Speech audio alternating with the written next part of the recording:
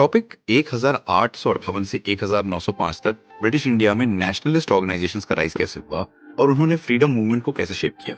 1858 के बाद इंडिया में नेशनलिज्म यानी राष्ट्रवाद की फीलिंग तेजी से बढ़ने लगी। कई सोशल, पॉलिटिकल, इकोनॉमिक और कल्चरल फैक्टर्स ने इस ग्रोथ को सपोर्ट किया और नेशनलिस्ट ऑर्गेनाइजेशन का डेवलपमेंट हुआ जो आगे चलकर फ्रीडम मूवमेंट का बेस बन गया। Economic exploitation. ब्रिटिशर्स ने भारत का पैसा लूट कर अपने देश भेजना शुरू किया, जिसे ड्रेन ऑफ वेल्थ बोला गया। इसके अलावा कई बार फैमिन्स आए जिसमें ब्रिटिश पॉलिसीज की वजह से लोगों को मदद नहीं मिली, जिसने लोगों में गुस्सा पैदा किया। Western education. इंग्लिश एजुकेशन के जरिए लोग जॉन स्टुअर्ट मिल, रूसो जैसे थिंकर्स के आइडिया से इंस्पायर हुए, जैसे डेमोक्रेसी, लिबर्टी, नेशनलिज्म। ये एजुकेशन एक नए एजुकेटेड मिडिल क्लास को जन्म दिया जो पॉलिटिकल अवेयरनेस लेकर आया। Press and literature. न्यूज़पेपर्स जैसे केसरी, अमृता बाजार पत्रिका ने नेशनलिस्ट आइडियाज को लोगों तक पहुंचाया।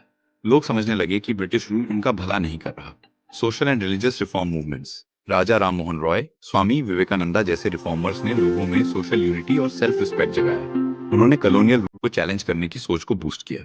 Racial discrimination. British officials Indians के साथ सेकंड क्लास सिटीजन जैसा बिहेवियर करते थे। गवर्नमेंट जॉब्स और लीगल सिस्टम्स में भी इनइक्वालिटी थी, जिसे देखकर लोगों में नेशनलिस्ट फीलिंग स्ट्रांग हुई। Political associations. 1856 में इंडियन नेशनल कांग्रेस बना, जहां से पॉलिटिकल अवेयरनेस और यूनिटी और बढ़ी।